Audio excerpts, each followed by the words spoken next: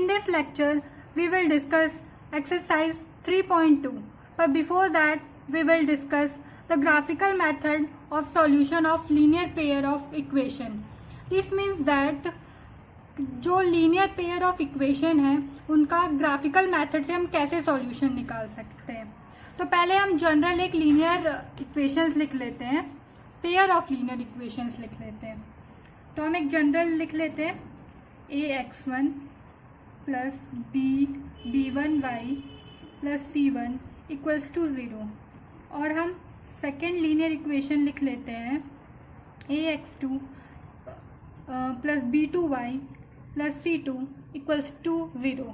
And we know that the graphical representation of linear equation gives a straight line.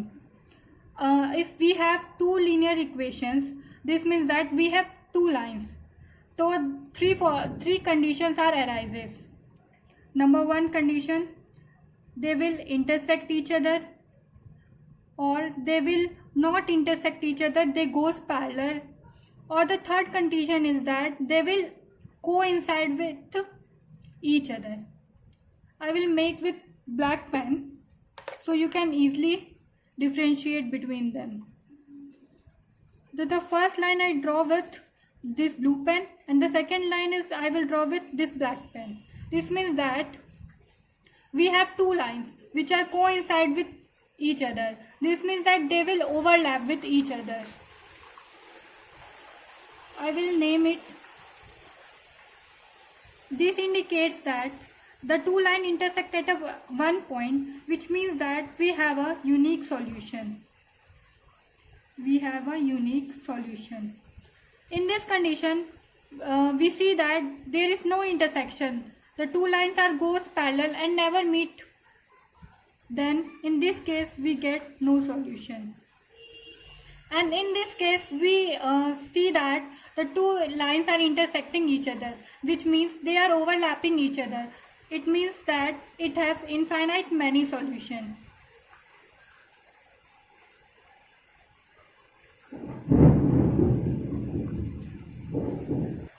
तो यहाँ से हमें तीन पॉसिबिलिटीज पता चल गई कि अगर हमारी लाइन इंटरसेक्टिंग होगी तो हमें यूनिक सॉल्यूशन मिलेगा, अगर पैरेलल होगी तो हमें कोई सॉल्यूशन नहीं मिलेगा, और हमारी लाइंस अगर एक दूसरे पे कोइंसाइड करेंगे तो हम बहुत सारे सॉल्यूशन मिलेंगे.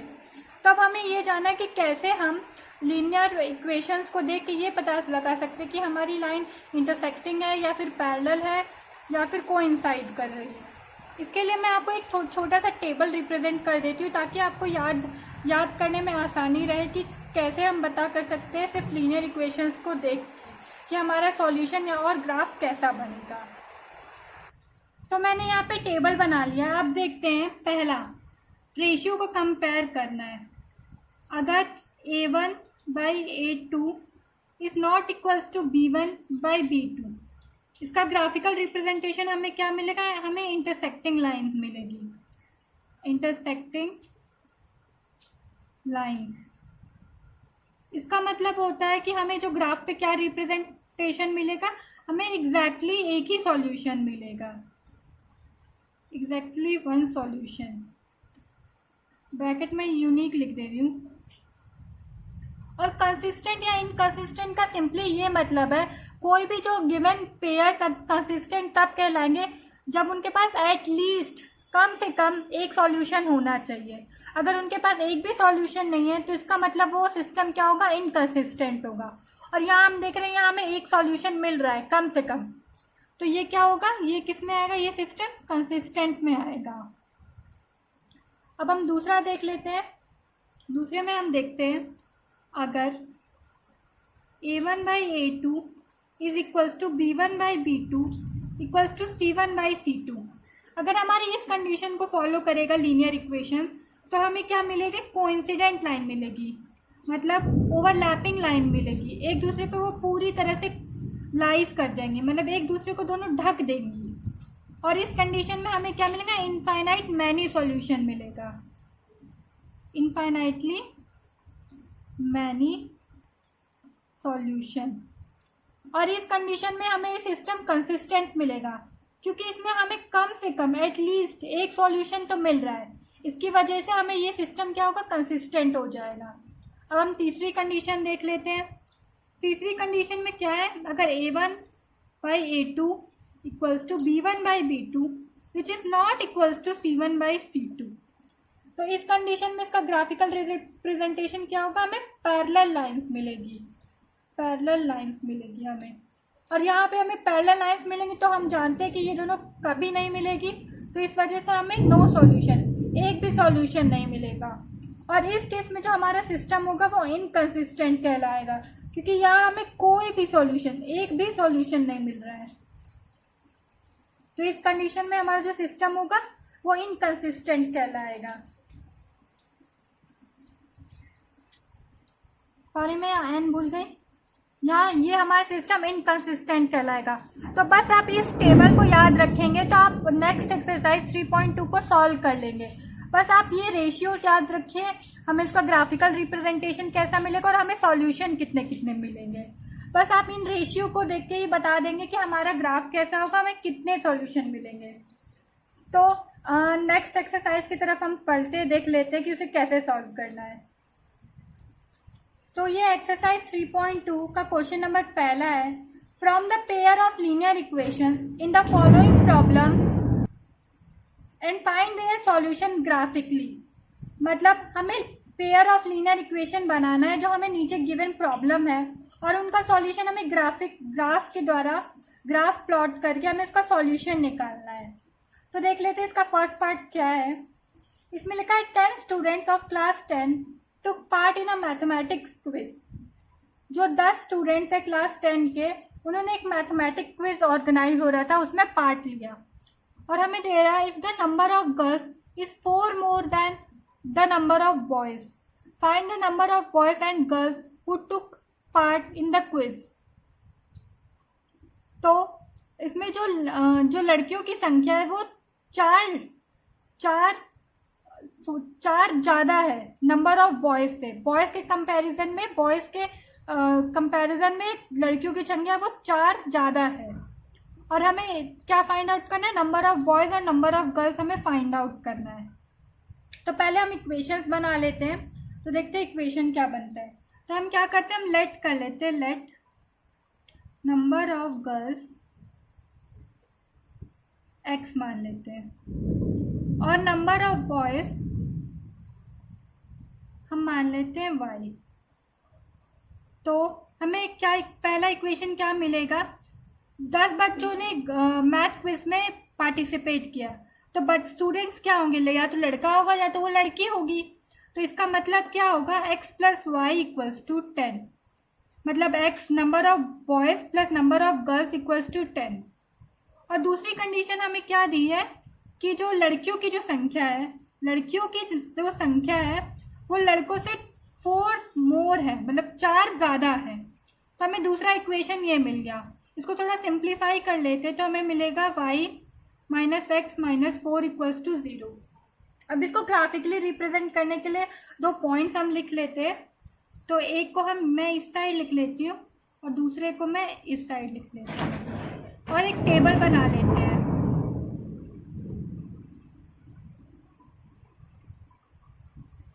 तो यहाँ क्या करेंगे, हम x की वैल्यू पहले 0 रखेंगे, तो हमें y की वैल्यू क्या मिल जाएगी, -4, बिकॉज x 0 होगा और जब हम y को उधर भेजेंगे तो ये -y + y में हो जाएगा और y की वैल्यू मिलेंगे हमें -4।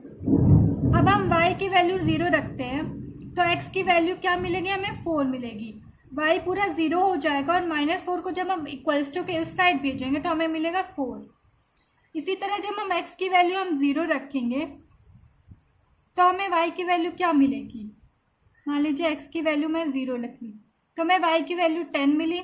और वैसे ही हम y की वैल्यू 0 रख रहे हैं तो x की वैल्यू कितनी मिलेगी, हमें 10 मिलेगी। तो अब इसका ग्राफिकल रिप्रेजेंटेशन देखते हैं हम। तो ये ग्राफ ले लिया है मैंने पहला पॉइंट ड्रॉ करने के लिए। हम देखते हैं हमारा पहला पॉइंट क्या है, 0, -4। तो x एक्सिस पे 0 और y एक्सिस पे -4। तो एक पॉइंट ये रहा हमारा। और दूसरा पॉइंट है 4, 0, मतलब x एक्सिस पे 4 और y एक्सिस पे 0। तो ये रहा हमारा पॉइंट। तो अब हम इन दोनों पॉइंट को ज्वाइन कर देंगे। तो मैं इसको रेड कलर से ज्वाइन कर रही हूँ। इसके नीचे हम यहाँ पे इसका नाम लिख देते हैं, इस लाइन का नाम। इस लाइन का नाम है x minus 4 minus y minus 4 equals to 0। अब हम दूसरा ग्राफ प्लॉट करते हैं। तो दूसरा हमें क्या पॉइंट मिला है, 0,10 और 10,0। तो पहला पॉइंट है 0,10, यानी x एक्सिस पे 0 और y एक्सिस पे 10। और वैसे ही यहाँ पे दूसरा पॉइंट है 10,0, मतलब x एक्सिस पे 0, x एक्सिस पे 10 और y एक्सिस पे 0। तो हमें ये दूसरा पॉइंट मिल गया। अब इस दोनों पॉइंट को भी हम ज्वाइन कर देते हैं। इन दोनों पॉइंट को मैं ग्रीन कलर से ज्वाइन करती हूँ। और ये जो हमारा है ये किस लाइन को शो कर रहा है, ये हमारा शो कर रहा है x plus y equals to 10 वाली लाइन को शो कर रहा है। मैं इस रेड वाली लाइन को थोड़ा और एक्सटेंड करती हूँ ताकि हमें एक पॉइंट मिल जाए। तो हम देख रहे हैं कि इन दोनों का जो इंटरसेक्टिंग पॉइंट है हमें ये कुछ ये मिल रहा है। तो हम यहाँ से देख रहे हैं ये पॉइंट क्या है, 7 और 3 के बाद ये कौन सा पॉइंट है, इसको ब्रैकेट में हम लिख लेते हैं 7,3 पॉइंट मिल रहा है हमें। ये यहाँ तो हमें एग्जैक्ट पॉइंट मिल गया, लेकिन कई कई सिचुएशन ऐसी होती है कि जहाँ हमें बीच में पॉइंट मिलेगा, कहीं यहाँ कहीं यहाँ कहीं यहाँ। तो ऐसी कंडीशन में हमें आइडेंटिफाई करना मुश्किल हो जाता है कि हमें कैसे ये पॉइंट हम आइडेंटिफाई करें। तो मैं आपको एक और मेथड बताती हूँ ताकि आप इसको आइडेंटिफाई ईजिली कर लें। इससे भी देखते हैं हमें क्या 7,3 ही मिल रहा है। अब हम जानते हैं कि हमारे पास दो इक्वेशन, ये इक्वेशन 1 है और ये इक्वेशन 2 है। मतलब हमारे पास दो अननोन वेरिएबल्स एंड दो इक्वेशंस है। तो हम चाहे elimination method, cross multiplication method या सब्स्टिट्यूशन मेथड, किसी भी मेथड का यूज़ करके हम निकाल सकते हैं एक्स और वाई की वैल्यू। तो यहाँ मैं एलिमिनेशन मेथड का यूज़ करती हूँ। तो ये इक्वेशन 1 और इक्वेशन 2 दोनों को मैं एक साथ लिख लेती हूँ। तो यहाँ से देख रहे हैं हमें वाई वाई कैंसिल हो जा रहा है, तो ये 2x इक्वल्स टू 14 मिलेगा हमें, और x की वैल्यू यहाँ हमें 7 मिल जाएगी। अब ये जो 7 है x की वैल्यू, उसको हम इक्वेशन 1 में पुटअप कर देते हैं। तो x की वैल्यू 7, y की वैल्यू अननोन एंड y की वैल्यू हमें यहाँ से मिल गई 3। तो हमें यहाँ से क्या पॉइंट मिला, 7,3। और हम देख रहे हैं हमें ग्राफ में भी क्या मिल रहा है, 7,3। तो आप चाहे इस मेथड का यूज़ करें चाहे यहाँ से ग्राफिक से देख ले, आपको दोनों जगह एक ही पॉइंट मिलेगा, एक ही सॉल्यूशन मिलेगा। पर ये वाला मेथड ज़्यादा सुटेबल है बिकॉज कॉम्प्लिकेटेड सिचुएशंस में हम ऐसे ही निकाल के हमें पॉइंट्स निकाल सकते हैं।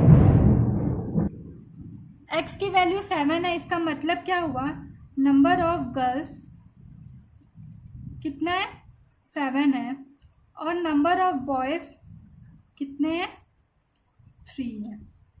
तो यहाँ से हमारा फर्स्ट पार्ट कंप्लीट हो गया। अब चलते हैं सेकेंड पार्ट की तरफ।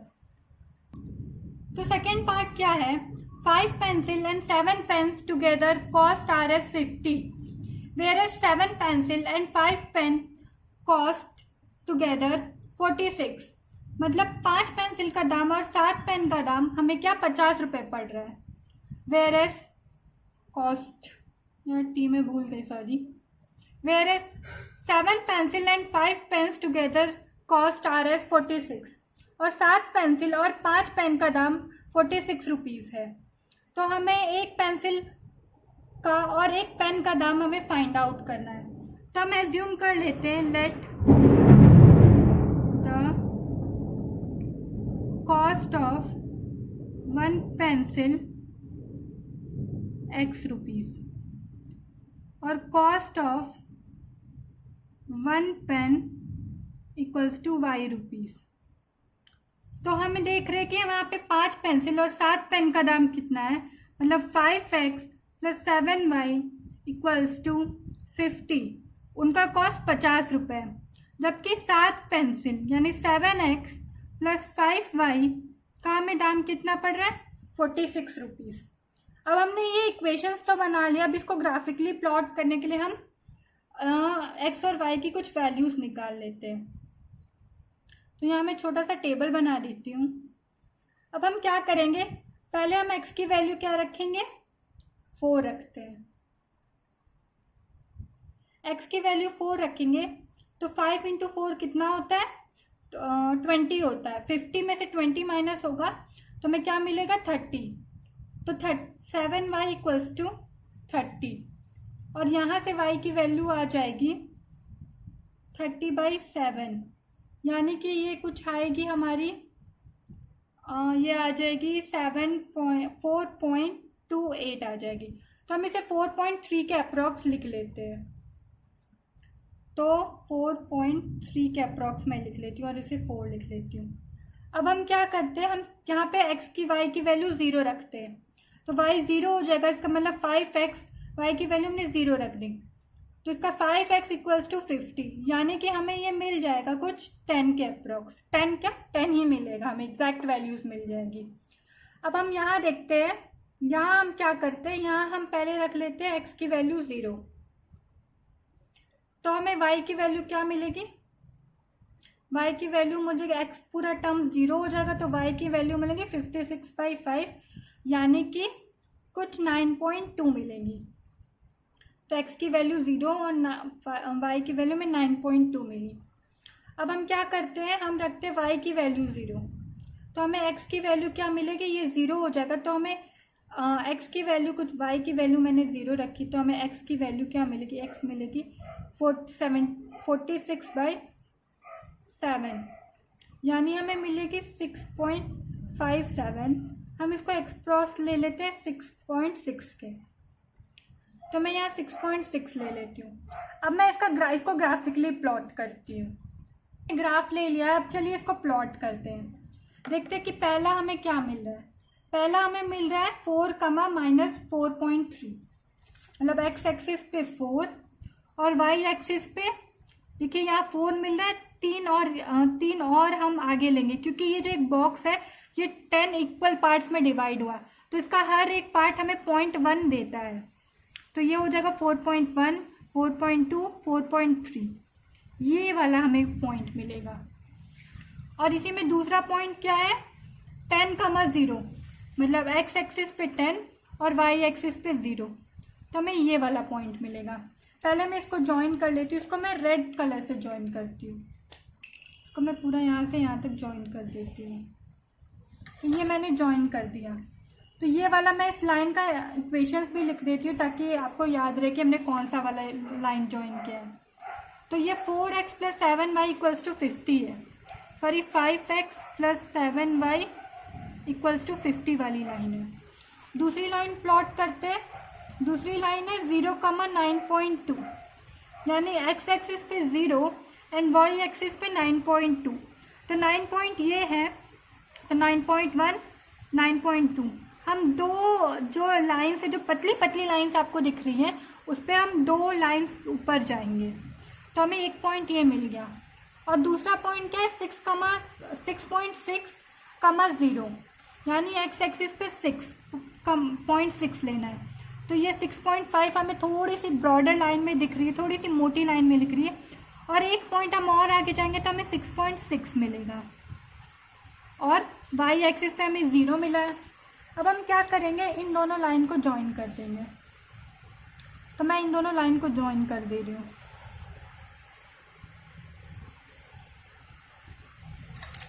तो मैंने इस दोनों लाइन को ज्वाइन कर दिया। अब हम देखते हैं ये वाला लाइन किसको रिप्रेजेंट कर रहा है, कौन से इक्वेशन को। ये 7x + 5y इक्वल्स टू 46 को कर रहा है। मैं यहाँ लिखती हूँ 7x + 5y इक्वल्स टू 46 वाली लाइन को ज्वाइन करें। अब हमें यहाँ इसका पॉइंट ऑफ इंटरसेक्शन ये मिल गया। और ये वाली कौन सी लाइन है? ये हमें मिल रही है 3,5 वाली लाइन है। यहाँ पे भी हमें इजीली पॉइंट मिल गया। मैं आपको दूसरा एलिमिनेशन मेथड से भी देखते हैं कि क्या हमें ये सेम पॉइंट मिलता है कि नहीं। मैं यहाँ दोनों इक्वेशन साथ में लिख लेती हूँ। 5x + 7y इक्वल्स टू 50 और दूसरा इक्वेशन है 7x + 5y इक्वल्स टू 46। इसको मैं इक्वेशन 1 मान लेती हूँ, इक्वेशन 2। अब हमें एलिमिनेशन मेथड का यूज़ करना है तो हम क्या करते हैं, फर्स्ट वाली इक्वेशन को 7 से मल्टीप्लाई कर देते हैं। तो 7 × 5 = 35x plus 49y equals to 7 5 जो होता है 350 हो जाएगा, सॉरी ये। और हम दूसरे इक्वेशन को 5 से मल्टीप्लाई करते हैं तो ये हमें मिलेगा 35x प्लस 5 5 जो 25y इक्वल्स टू 46 इंटू 5 हो जाएगा, तो 6 5 जा 30 हो जाएगा, 3 कैरी 20 एंड 23 हो जाएगा। अब हम यहाँ क्या करेंगे, साइन चेंज कर देंगे, तो ये कैंसिल आउट हो जाएगा। 9 में से 5 गया 4, 4 में से 2 गया 2, y इक्वल्स टू 0, यह आ जाएगा 2 एंड 1, और हमें y की वैल्यू क्या मिल जाएगी, ये मिल जाएगी। तो अब हम क्या करते हैं, पहले से 12 के टेबल से काटते हैं, तो ये 10 बार में जाएगा और ये 2 बार में जाएगा, और फिर 2 के टेबल से काट के तो हमें y की वैल्यू 5 मिल रही है। देखते हैं अब हमें x की क्या वैल्यू मिलती है, तो हम इक्वेशन 1 में पुट कर देते हैं। तो 5 equals to 7 into 5 equals to 50, तो 5x equals to 50 minus 35 equals to 5, 4 में से 15, और x की वैल्यू हमें मिल जाएगी 3। तो यहाँ पे भी हम देख रहे हैं हमें x की वैल्यू 3 मिली और y की वैल्यू 5, और हमने ये जो ग्राफिकली रिप्रेजेंटेशन किया इसमें भी हमें वैल्यू मिल रही है 3,5, तो मतलब ये हमारा सही है। तो हम क्या लिखेंगे, the cost of 1 pencil equals to 3 rupees और cost of 1 pen equals to 5 rupees. 5 RS में लिख देती हूँ। तो इस तरह से हमें ये दोनों कॉस्ट मिल गए।